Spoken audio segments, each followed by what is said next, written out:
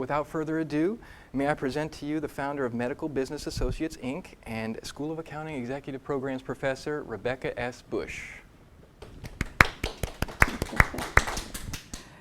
Hello, all of you. First of all, thank you for joining me over the next time that I have with you. I get to talk to you about my favorite subject, which is lying, cheating, and stealing. And before I delve into a couple of different areas, I should probably share with you a little bit of my background. I've been working in healthcare. I was figuring this out the other day with someone that I was talking to about just market issues since the age of 12. And I will tell you, the first time I ran across some mischief was actually working for my father in his office. He was a doctor, and he had a series of checks. Okay, that's what we're going to start off with, a series of checks that were being deposited. And at first they thought it was like a professional job until the bank actually got the original checks, and it was a very simple scheme.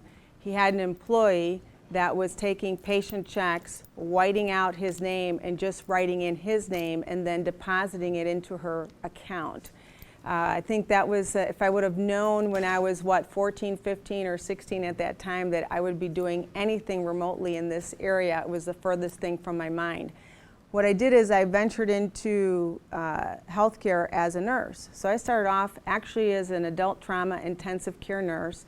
And a couple years into my career as a practicing nurse, I had a family member that wasn't doing very well, and I was desperate for some structure in a 9-to-5 job. So I came across this job as a medical auditor. And I remember that day I went to the library, I looked up the word auditing, and I thought, oh, you know, all you're doing is comparing this to that. How complicated could it be? And that really was the start of a path that I had no idea I was going down.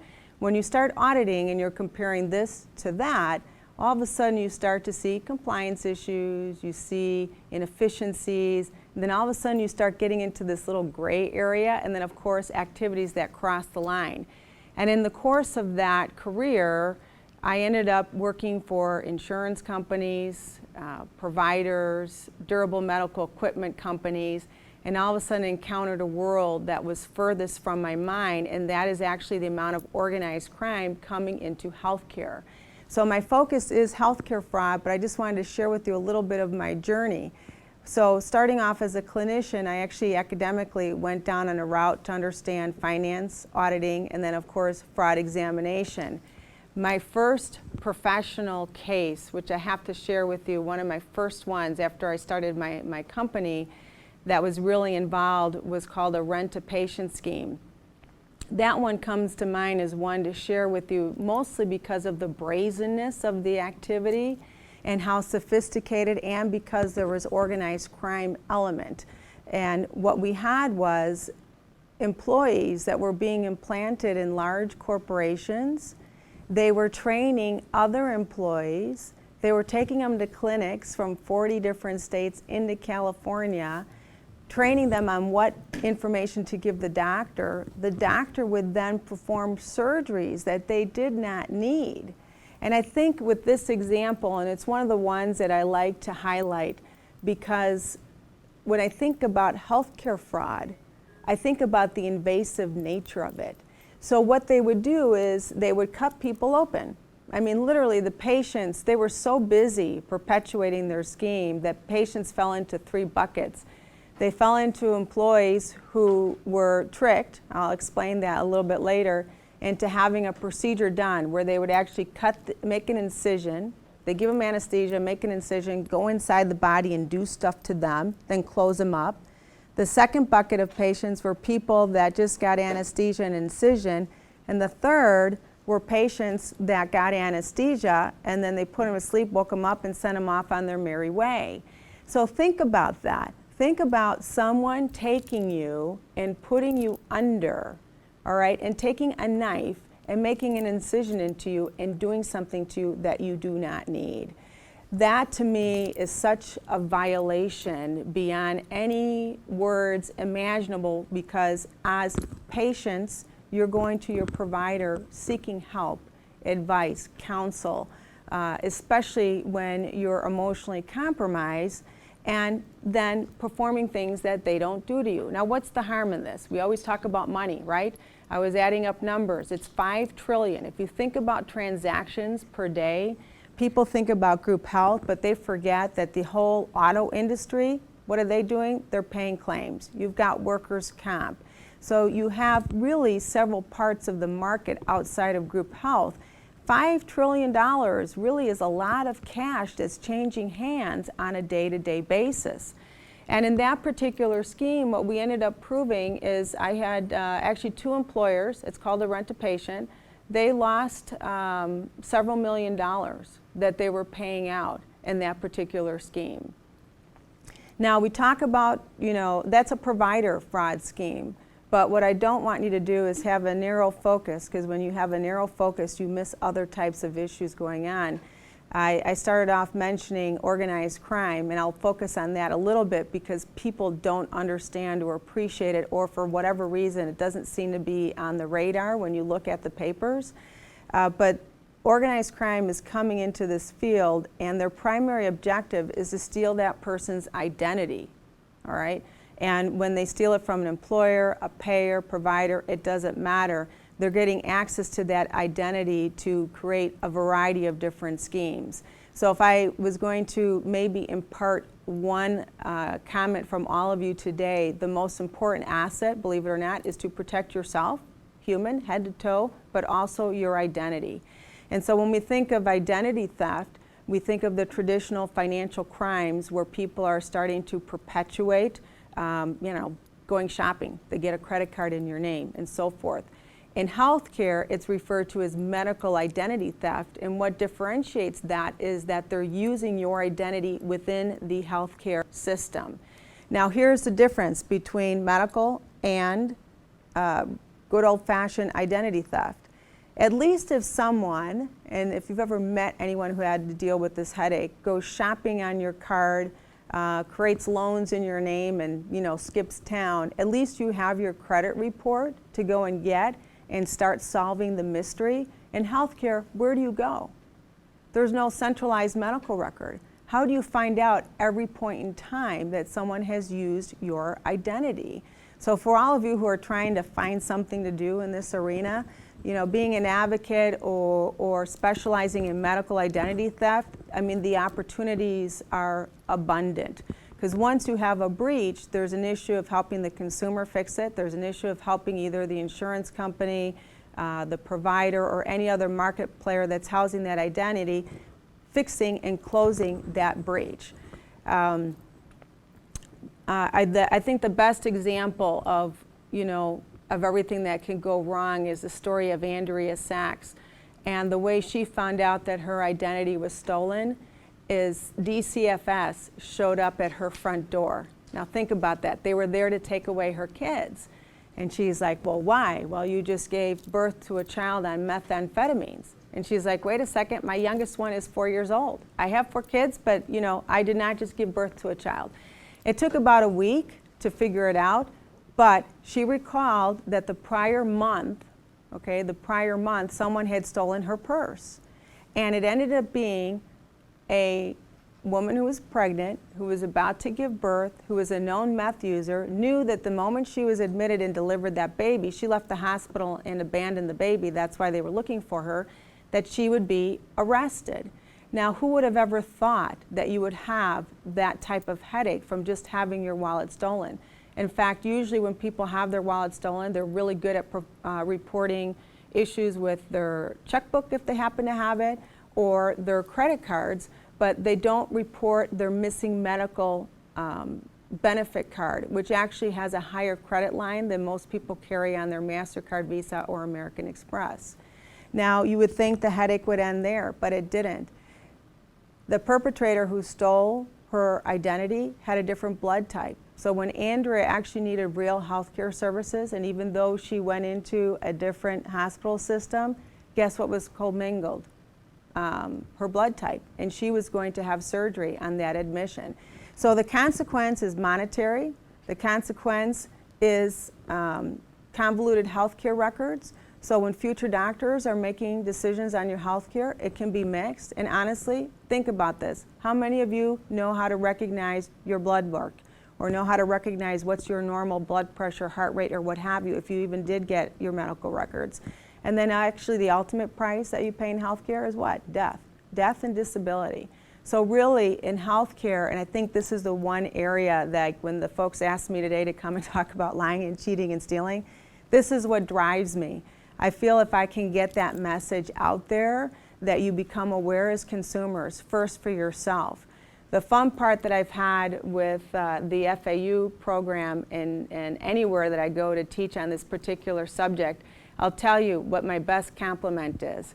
My best compliment is when I get a call from a former student and they're saying, hey, look, I saw this infomercial and I went through the criteria of looking up who are they? Are they real? Do they even have a physical address? I go to Google Maps and I search their published address, and they end up happening to be you know, in the middle of a field in Montana. There's no building for where they're housed. So I think the greatest value of educating yourself is that of a consumer. Seriously. You know, I was telling folks earlier before I walked in here, what's so cool about healthcare? Well, you know what? We're self-centered teenagers, because right now it's all about us. I've never met anyone who has not had an encounter in healthcare. I've never met anyone who hasn't had a family member that has gotten a bill in the mail and they're like looking at this, how do I know if it's right? I've never had someone who hasn't been exposed to it at some level or another. So one of my mantras is, well, why learn about this? Well, first, so you can take care of yourself, so you can take care of your family, your friends, people that you think about or care about. The other area that I'm often asked about is, well, what can you do from a career standpoint? I think I've worked with people who've been in the business, people who have skills that are trying to transfer it into other areas and move into healthcare, and some who are just trying to enhance it. I think the recipe that I've seen, if I can comment on that a little bit, is I've seen like nurses or pharmacists or different types of physicians, dentists, so forth, that are coming into certain types of program and they're saying, hey, you know what, I want to get the accounting skills, the fraud examination skills, the internal audit skills, and blend that in. And it's a great match. The other arena I've seen is those that do have the accounting skills and fraud examination skills or internal audit skills, and they're trying to come into the market, and then what they do is they seek or complement any kind of clinical exposure. And you actually, it's really a blend of both. I think what I have found in the healthcare arena is, for whatever reason, this is like my personal recipe, any kind of nurses who've had exposure to intensive care, ER, what have you, they come into this market and they do really well. I think from an accounting, finance, internal audit, the people who tend to do really well moving into healthcare fraud are those that are really interested in solving a mystery or a puzzle. There's like a drive. I don't know how else to articulate it other than you know, you have a targeted focus on solving that particular mystery. And if any time anyone has any questions that they would like to throw in, please, you know, don't be shy. Those of you who are online, I think you have a route to send them in, and those of you that are here, you know, feel free to ask any questions. The other example that I'd like to profile in terms of unique cases that people ask me about, the trends in the marketplace have been really interesting. I've actually seen pockets, I don't know what it is lately, because I also do a lot of expert testimony. I've seen pockets lately of, I'm going to call them illicit providers, okay? People who are setting up shop and submitting false claims. They're turning around and actually suing plan sponsors for non-payment. It's an amazing phenomenon. And then I work with my legitimate providers who are trying to do everything to be compliant. They're getting all stressed out. If you walk into like a legitimate hospital and you go to medical records, you just see the coders and the business office people. They're just pulling their hair out. You know, how do I get paid? How do I do this? How do I do that? But the illicit providers sue for their money. And there's been some situations where they actually get it. I have a bizarre matter in one part of the country. I'm not going to even isolate it by the state. When they called me in to look at this, and I'm like, wait a minute, you know, they're billing $80,000 for a single level epidural injection, and they're suing you? You've got other issues here going on besides, you know, the provider suing the plan. So I'm going to circle back to one simple concept. I'm not disagreeing with any of the laws or compliance standards or what have you that are coming out in the market. It's a great opportunity for those of you who are also trying to get into healthcare fraud examination, getting into traditional compliance, internal reviews, or whatever. It's a great entry point. But who follows the laws? I want you to ask that question. Who follows those laws? The people who are trying to operate within a different margin. You could pass all the laws you want today, tomorrow, and the next day, but illicit providers ignore them. That's the one thing that I want you to keep in the back of your mind, is that they don't follow the law. Otherwise, why would they be doing it to begin with? We all know what the rules are. We know that you're supposed to bill, for example, you're supposed to bill for living patients. All right? Literally, I had fun with one little file, mostly because we were kind of placing bets on how the doctor was going to explain this scenario. Well, he continued to bill for a patient. This is how bad the situation was. He continued to bill for a patient, and he was billing for injections, and he had vital signs, heart rate, respiratory rate, and guess what? He died the month before. So we were trying to figure out how he was going to justify his behavior. And so when he gets to the deposition, and this is the next subject I want to talk to you about, is lying. This is the next situation. He gets to his deposition and he starts saying, oh no, it was the wrong, I charted in the wrong patient's chart. Okay? He charted in the wrong chart. Now I'm going to pause for 10 seconds, okay, or 5 seconds, and I want you to think about this question. If someone says to you, I charted John Doe in the chart of John Smith, okay, what's the first question that you have to ask yourself? What can you do to find out if that's even true? I'll give you 30 seconds to think about that. I have people in the room right now. I'm like looking at them all. They're all different heights. They're all different weights. They have different eye colors, hair colors, what have you. So if his statement was true, the other lie that he has to now cover up, that he happened to pick a patient that had the same type of vital signs, height and weight. So simplified demographics becomes a tool in your armor when people are misrepresenting stuff. I had, in the first program, I had a student who had an educational background, and she was kind of fun. I asked her, well, why are you in this program? She goes, I don't know, it just sounded interesting, I wanted to learn. I said, great. I'm going to tell you how you can apply your skills in education and healthcare. Guess what we have in common? We're heavily saturated with compliance rules that you have to follow. You already have a foundation of understanding how to deal with risk, compliance, and internal controls. You're heavily saturated with that. But you also have another skill set, because she was actually good at writing. I was working with insurance company like examiners or investigators, and I had a group of document examiners, you know, people who are like handwriting analysts in the classroom. And they're trying to ask, well, you know, we're going into an electronic world. You know, what's going to become of us? And I just kind of looked at them. Well, you're going to become a hybrid. The best hybrid into the future are actually journalism majors, English majors, people who are good at writing. And the philosopher that I'm going to have you reflect on is Cervantes, and that is, the pen is the tongue of the mind. One of the things that we do, and what I've done with journalism or English majors is I've actually introduced them to the concept of narrative discourse analysis.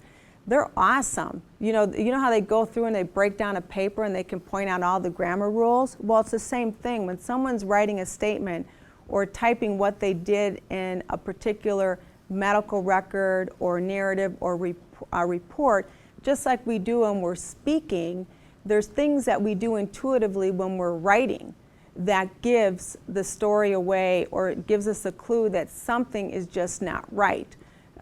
One example that I like to use in class, I just make the students read. And here's a perfect example. When I use this one, I don't let any of the nurses or doctors or healthcare people answer this. They cannot answer it.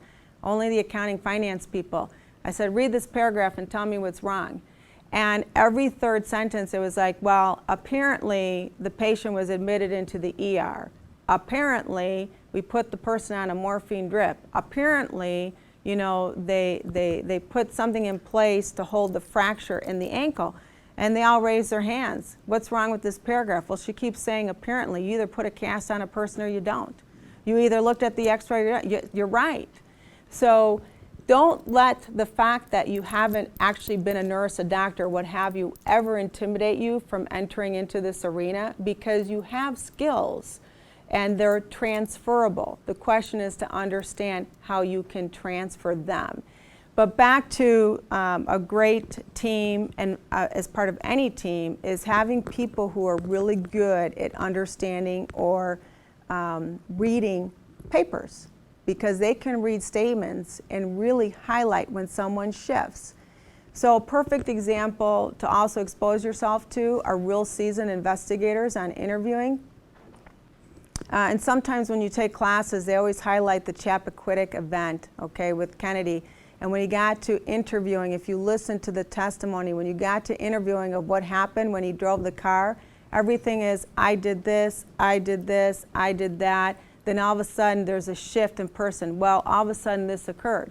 When someone shifts from first person to second in a different text, what are they doing? They're pushing themselves away from the facts. They're distancing themselves.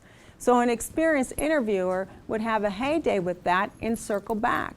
So sometimes I may be going into a situation and talking to a set of parties, and I may not know what the issue is, but it's so intuitively for me to pick up a shift. All I do is I keep circling back, and circling back to that point, which is one advice that I got from an investigator.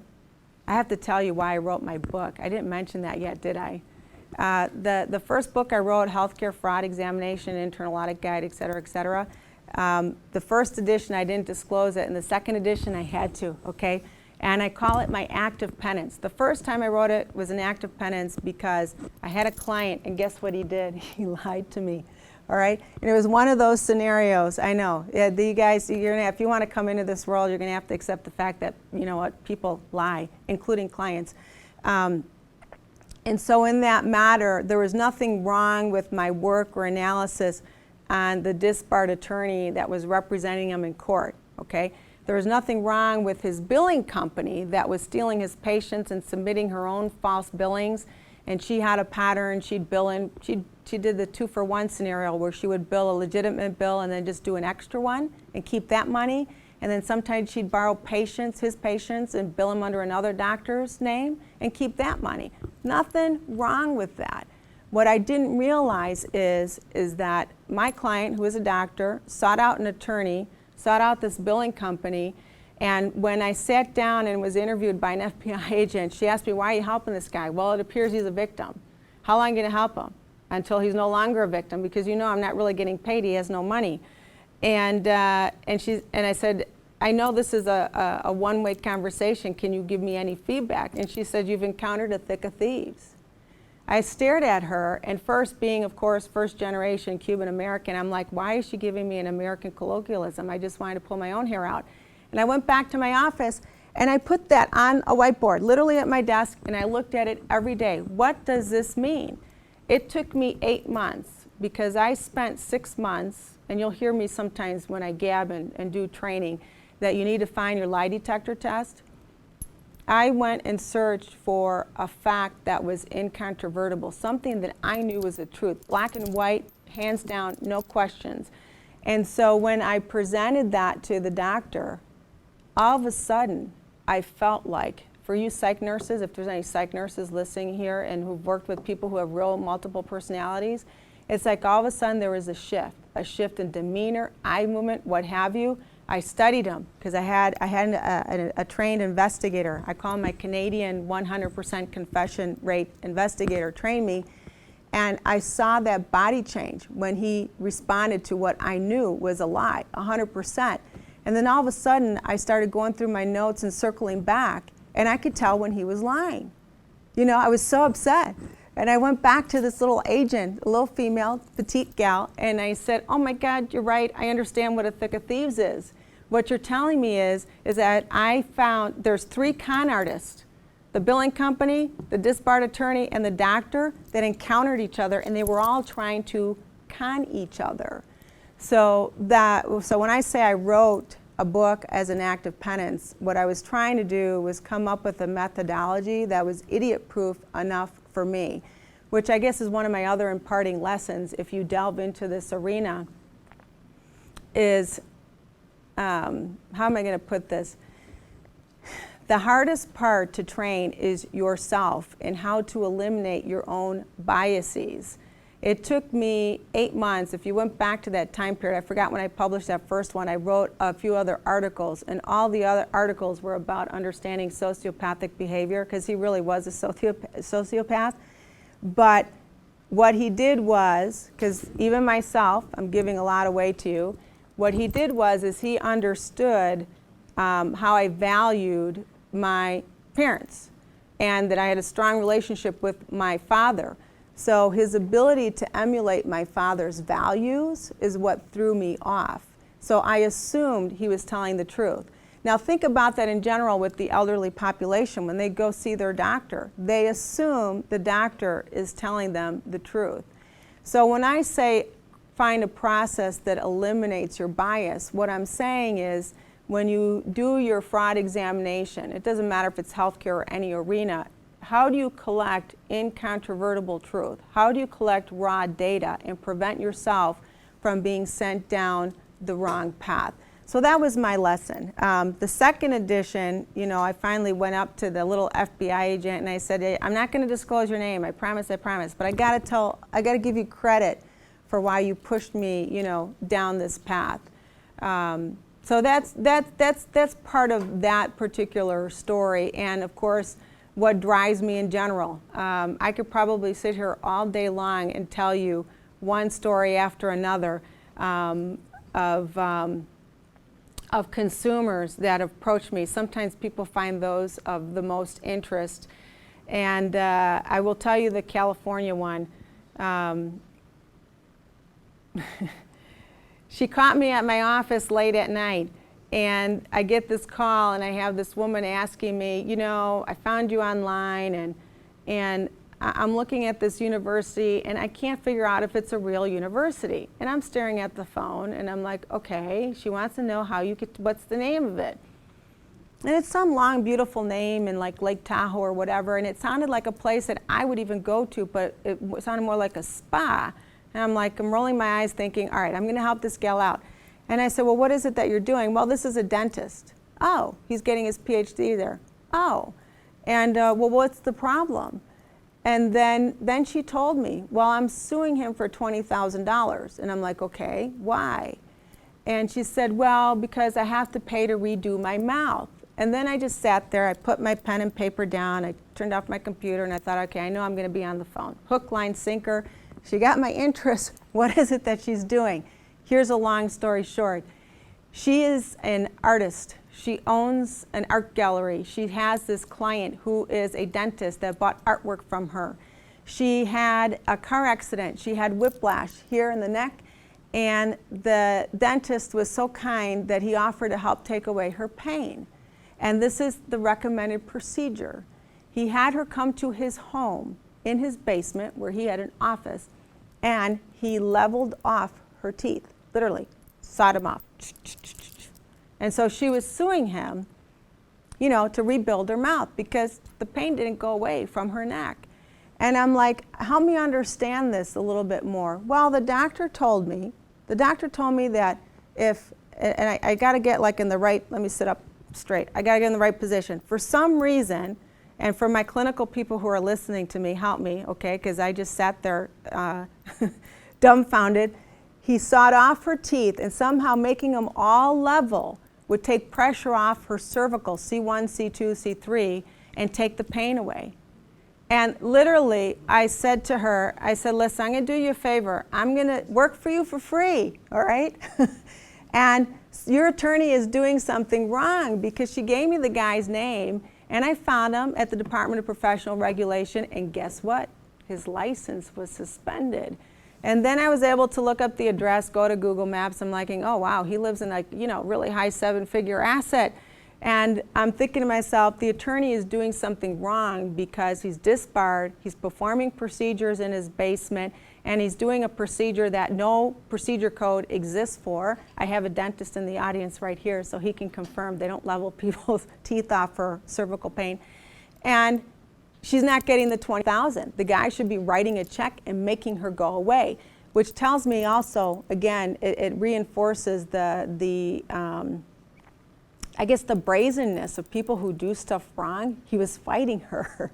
Anyways, I got that taken care of, and then I always ask patients permission. I said, I got to give this to a friend of mine in California that works for a little office with 3 little letters after it, FBI. I said, and I sent him a note with a little package, and I said, here's someone in your neighborhood you should know, and took care of it from there. But it circles back to human behaviors, and you sit back and you wonder why people do what they do, and trust is one of them. I'm going to shift on you a little bit because I haven't mentioned the relator work that I do. I do work with whistleblowers. It's another area that I provide expert testimony on, and I've worked with a number of them. And sometimes they get bad raps as people who, oh, they just want the money, this or that. Most relators that you talk to, if they had to do it over again, wouldn't do it. People lose wives, husbands, families, get isolated, horrid things happen to them. The one example that I want to give you, just to illustrate another term, we talked about trust, the other one is going to be fear. Okay, there's 2 behaviors that will make people make choices that when you look back think, why did they do that? So I'm teaching for a bank, a class on patient advocacy, and I had a bank employee come up to me, and of course this is usually the scenario, can I come talk to you? And you're huddling like in a little corner. And he starts telling me the story, and I'm going to highlight it for you. His wife is working part-time for a dental practice, and she's been watching this behavior. The other staff have been watching this behavior, and it's really upsetting them. And I'm looking at him. He's got a high-level position at the bank, definitely makes enough money on his own. Wife is enjoying working part-time. So there isn't like the pressure of money, because the first thing people say is, well, they don't turn someone in because they're afraid of losing their jobs. They would have been fine if she didn't work. And I did get together with her, and this is what she's been watching for 14 years, all right? She's been watching the wife perform services that patients didn't need on adults and children. The husband had nothing to do with it because it bothered him. And the couple had a daughter that was just graduating and joining the practice. There's a new young doctor that's been there a year, and they're all sick to their stomachs over this. And it's gotten to the point where the wife would take her records, and she'd have 2 sets, one in the office, and with the fake records that she would give to the insurance companies, and then she of course had to have real records because she had to remember what she was really doing and not doing to the patients. And the whole staff was distancing themselves from her. And I kind of looked at her and I said, you got 3 kids, yeah? What if someone did this to your kid? Are you going to sit back and do nothing? And she kind of looked at me, what are you afraid of? And she goes, well, the person is, as my kids when they were younger would say, a female dog, and they're afraid of her attorney.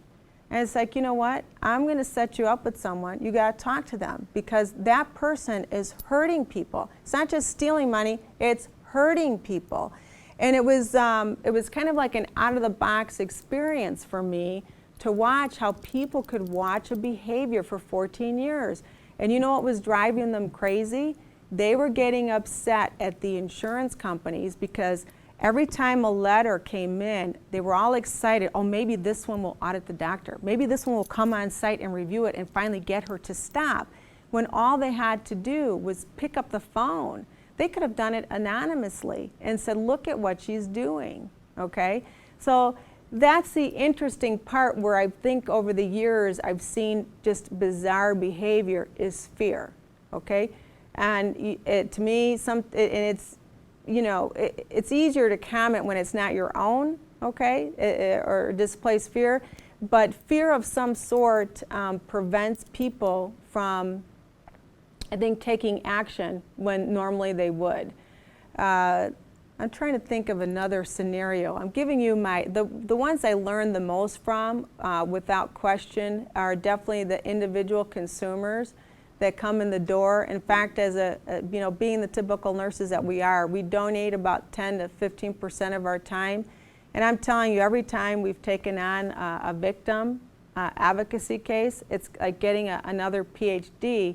Because when I do a formal engagement, so if I get hired by an attorney or I get hired by a corporation or what have you, there's all kinds of rules you have to follow, confidentiality agreements, what have you. When I get an individual victim in my office, I get stuff on the front line that even on subpoenas I would never get. So we always learn something, and that's kind of like our way of giving back. So my words of wisdom in the consumer market is to definitely educate yourself, which I guess will get me to my next subject. I can't even believe I didn't bring this up. I always find an excuse to talk about drugs, right? I didn't talk about drugs yet, did I? No. Okay. I have a student from a former class here today. I'm excited to see you. 10% of our prescription supply, I don't care who you go to, out there is counterfeit, diverted, so forth. It's bad. And it's a scary subject for me because you have, I'm going to give you the scenario of where I see it in the data. Let's say a patient comes into the emergency room. What's the first thing the doctors do? What medications are you on? Why is your diabetic out of whack? Well, the first thing consumer or the professional staff think is, I have a non-compliant patient. It doesn't occur to them that maybe they bought a counterfeit chem strip, and when the patient went to dip it and looked at the reading, when they looked at the reading, they got a false reading because the strip didn't work right, gives themselves a shot of insulin. Where do they end up? In the ER. We are not effectively measuring the impact that people are causing in the marketplace with counterfeit activity. It is much higher than we realize. So we're trying to deal with medical errors. Think about it from an institutional perspective. You're dealing with medical errors, financial errors. You know, you got to work on population health. That's a new buzz term in healthcare. And no one, I don't see anyone having a strategy of what are we going to do? How are we going to manage patients that are victims of various types of healthcare fraud that show up in our ERs? It's like I don't even see that on the radar. So because I've brought up the subject, I'll give you my other 2 cents on that. How do you know as a consumer if something's fake? Well, patients with chronic conditions, if the drug's not working the same, okay, that's a red flag. If you get a pill in a jar, okay, versus the actual packaging, but if you get pills in a jar, you can go to FDA.gov. Hey, taxpayers, we pay for that. They have pictures of it. You can actually Google on the FDA website, look at the picture, and compare the two. If you get a package, usually I tell people save the packaging from the month before, so when you get a replacement, you compare it. You look at it. I mean, the mistakes that they make are really, really simple, but you don't catch it if you're not really familiar with that. The other scenario, other example that I want to give you, I gave the diabetic patient landing in the ER. The other scenario I want to give you is, and this was actually a real one, this was actually banking, accounting, and internal audit people, and I, of course, throw my drug screen up because I always, as I mentioned earlier, find an excuse to talk about it. I had a woman that I was talking to earlier before the presentation turn white on me. And I'm like thinking, okay, as a speaker, I'm trying not to react. And I'm like thinking, okay, I got to talk to her afterwards. But I was giving an example of diluted chemo. So she was talking to me before. I heard her in conversation talking about her aunt who has cancer and how great she's doing. Guess what? She's not getting nauseous. She's not losing her hair. She's not having the side effects that you are supposed to have when you take chemo. And I think all of a sudden there was 2 dots that connected when I had my slides up, and she turned white as a ghost. So typical scenario, because this happens to me more than once. I gave her my card, called her up later, what have you. They did blood work, and guess what? Her aunt didn't have therapeutic levels of the drug in her system. Do they have evidence of whether that was diluted? But it really raised the question as to what was actually happening with that particular patient. And that's a side, you know, I keep focusing on the side that drives me, okay? And it's stories like that where you see, you know, someone's life really being affected and impact. I mean, that is one of the reasons why I will talk to anyone. You call me up, you want an idea, you want to brainstorm. I've had former students, former clients, what have you. Oh, here's a quick algorithm to look for that issue. I literally will talk to anyone about this subject. You know, the flip side, if I may add some humor to this, if you're looking for job security, we've got it, all right? There's so much mischief in this market that it's mind-boggling. And I had a group of students where I was asked this question about, will it go away? And my question in response back to that is, in the human race, and I hate to be so negative, and I want you to take that away, have we ever had a point in history where we weren't lying, cheating, or stealing from one another? Okay? Going back, Roman Empire, prior to, what have you. Have we ever had that in our history? The answer is no. So the real question is, what can we do to enhance our skills on a people level, process, and technology level to mitigate the issue, to stop it? And it is avoiding a pay and chase. It is avoiding mitigating the damage. When we look at theft from internal fraud at corporations, there are some studies out there that sometimes it says, you know, on average it takes 18 months, 12 months, what have you. There's various studies in different markets on how long it takes for a fraud to materialize, if it ever materializes in of itself. And so I guess my response would be to that, if the benchmark, if the average is 18 months, you know what? Drop it to 16, drop it to 12, drop it to 8. Get it to a point that if you have someone that's out there causing mischief, we stop them at 1 week, 1 day, 24 hours. The banking industry is a great example. They've evolved on that. I mean, how many of you guys walk around with credit cards where they send you an alert? You know, did you shop here? Did you go there? Yes or no? And guess what? I would like to do this actually in healthcare, but they get to a point where you as a consumer know what happens if you don't call and confirm those purchases. They don't let you use your card, okay? That's an example of how you use, you know, technology in moving that further and further into healthcare. And you'll see there's all kinds of initiatives going on with respect to, I think the categories, I'm going to break them down, you know, people, process, and technology. They really are different skill sets. But I think what I'd like to do is circle back to the whole concept of just healthcare fraud examination. And I think I'll close with these comments, and if anyone has any questions, please let me know. When you think of fraud, I want you to remember that you have a patient, right? There's usually a patient in the scenario. And when you look at a patient is both a victim and a perpetrator. When you look at a provider, a hospital, doctor's office, what have you, you will find them as a victim and as a perpetrator. I talked to you about identity theft. On the provider front, there's provider identity theft. those doctors and facilities, they need to protect their professional identity. People are trying to steal that so they can pretend to be Dr. Smith, Dr. Jones, whoever, and just submit claims on that doctor's name. An insurance company, people don't ever talk about payer fraud, okay? But payers are a victim and a perpetrator. A plan sponsor, a victim and a perpetrator. A DME, victim, perpetrator. Pharmacy, victim, perpetrator. So my point to you is this: don't ever in this market develop tunnel vision. It's the behavior. Fraud, all right, is the act of misrepresenting to take something material that doesn't belong to you. Healthcare fraud is perpetuating that within this environment. And it's the behavior that's the issue. Not provider fraud, not payer fraud, it's healthcare fraud. And it's really important that when you identify a set of parties, that you understand that it's the behavior, okay, versus a particular title or type of entity. I think sometimes in the marketplace, we forget about that. And I think if you look at most media, a lot of the play is on, doctors and hospitals.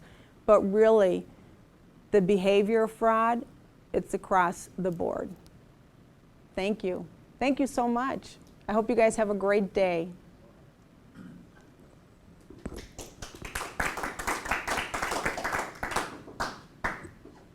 Okay. I didn't know if I was going to be fielded questions. Any questions? Yes. We get a lot of generic drugs now, many of which come from India. Yes. And I'm not sure that the FDA is really looking at these things as intently as they should. Am I correct? Wow, that's a loaded question, and it's laced with some political commentary. When it comes to, so I have to give you a precursor. When it comes to the FDA or any government agency or an entity or what have you, I'm a strong believer, this is my opinion now, that we don't ever blame a particular entity or party for the behavior of an ethically challenged individual or entity. Now, circling back to your issue on drugs, there is a lot of production that's done overseas.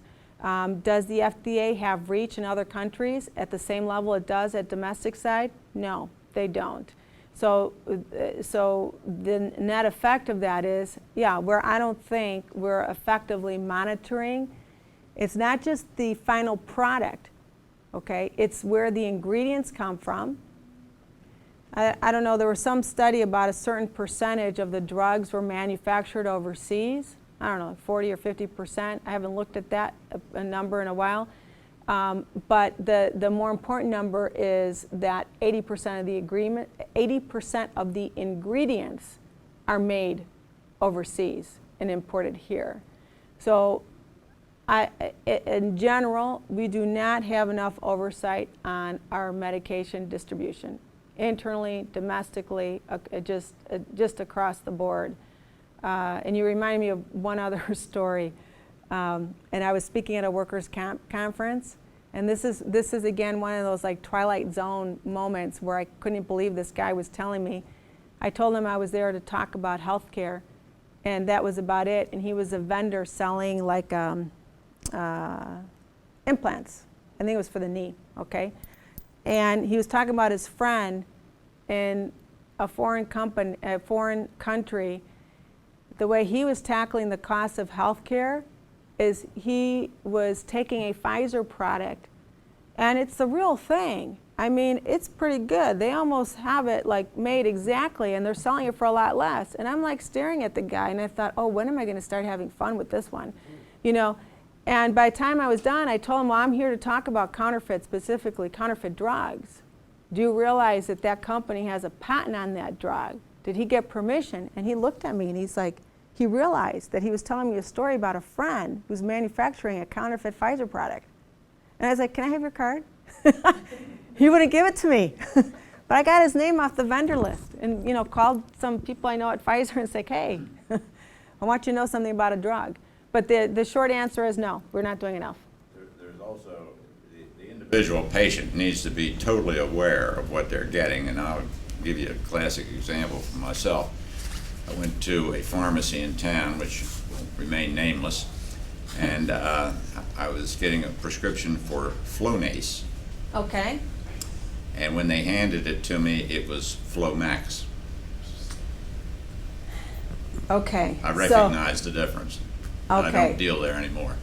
So, all right, so what that physically means, so the individual in the audience here went to pick up his meds and noticed that they gave him a medication that was almost spelled very similar to the one you were supposed to get. Did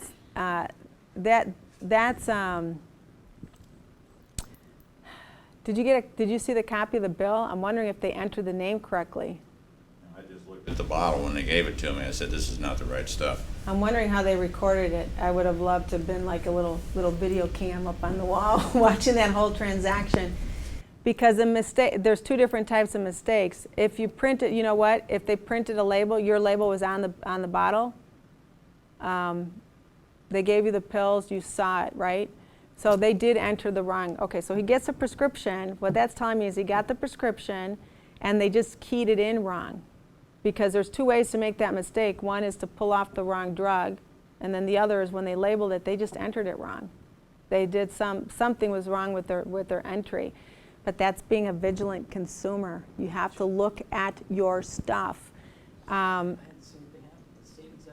had the same thing? Someone else happened. Flonase, and I used the Flomax. It worked.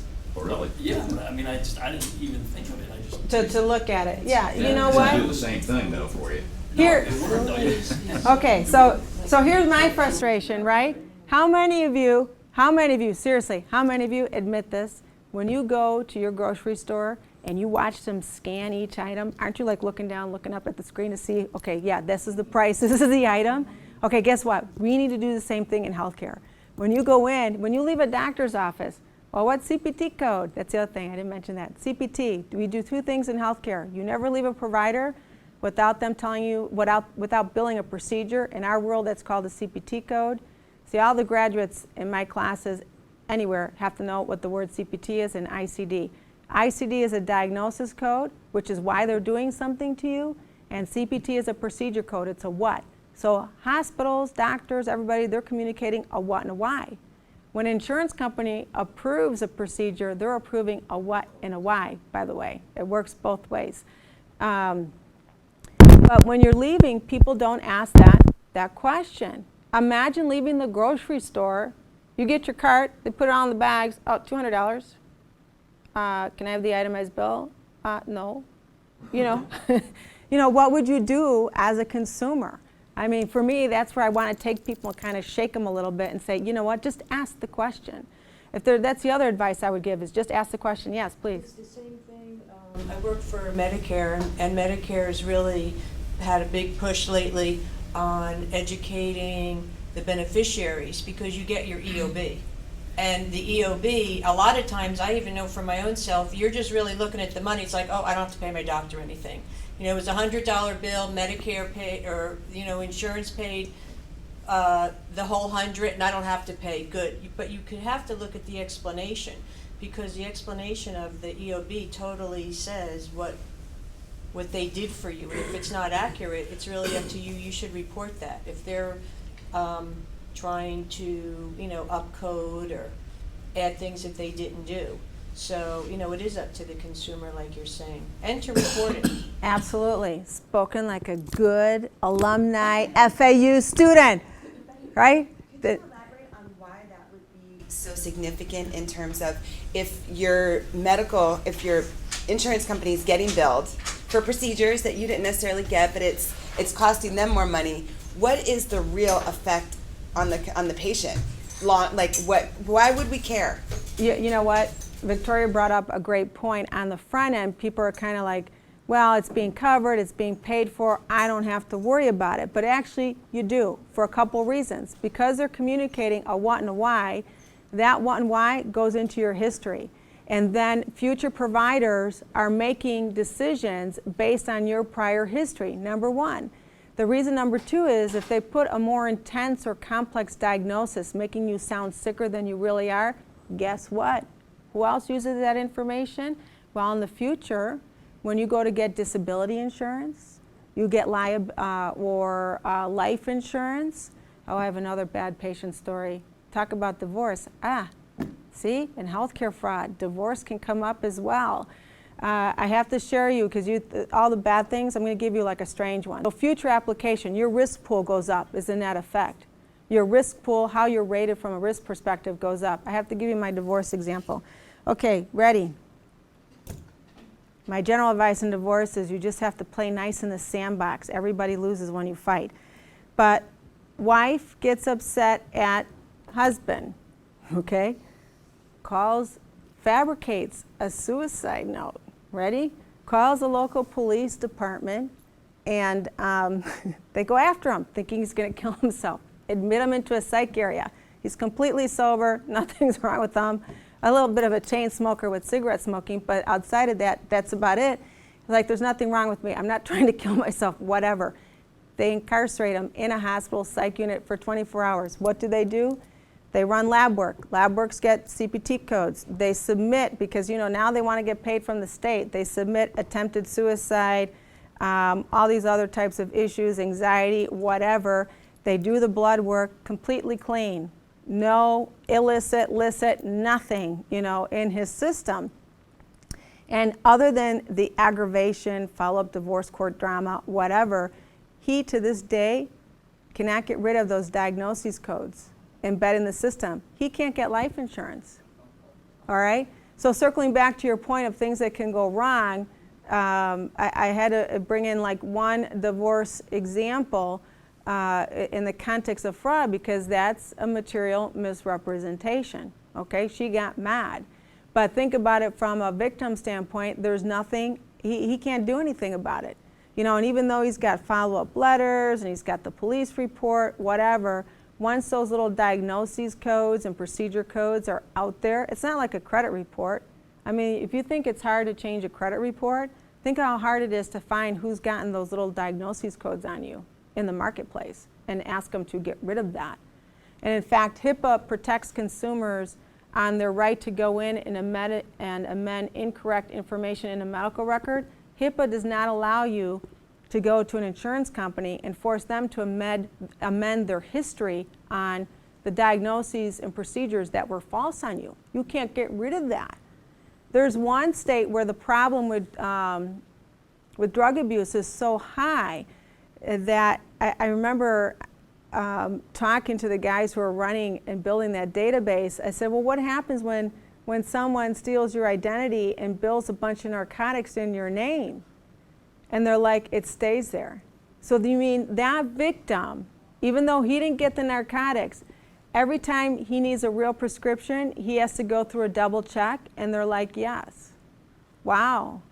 If you think life's not fair, all right, there's a perfect, example of another consequence. You always have to go through a double check every time while he lives in that state to get your prescription and your identity validated before they give you anything.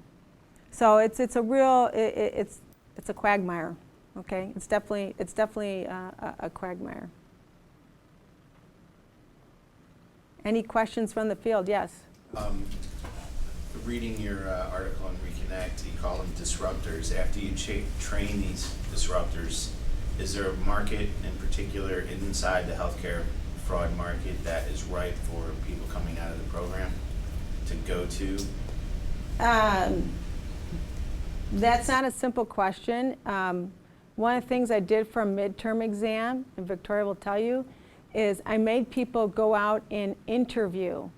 And in one of the assignments, I actually made them go fabricate a resume. Yes, fabricate a resume to fit a job that they were interested in. And the short answer to that is when I have students come through the program, I will look at their resume and see where's the next jumping board. So the starting point might be different. So the educator, I actually told her, go back into your own industry and get some fraud examination and transfer it. And because she was good in writing, I was sending her down the payer path of analyzing records and looking for anomalies. Another student was already in it, okay, in the market, and they were focused on payers. And so when I looked at their background and their mix from the program, kind of structured how they could add provider work into their skill set. So I think a lot of it depends on where you are at. And that's a different question for a 25-year-old who's going from a master's program and adding this on versus a 40-year-old who's had professional experience. So the opportunity, I think, is driven when you're a professional student. Okay, professional simply, I'm going to define, for lack of better words, as someone who has 10 or more years of work experience, on what you can do with that information and where you can first leverage that. If it's someone in the class that has no background, okay, then what I do is focus on what they really are into. Because if you're interested in learning about something or a particular field, you will be much more effective as an entry-level person.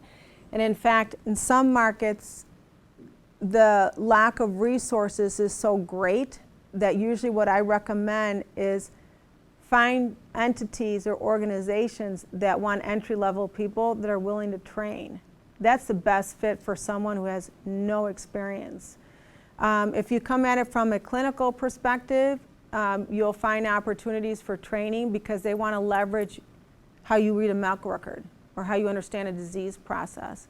So points of entries are different, I think, depending on what your background in.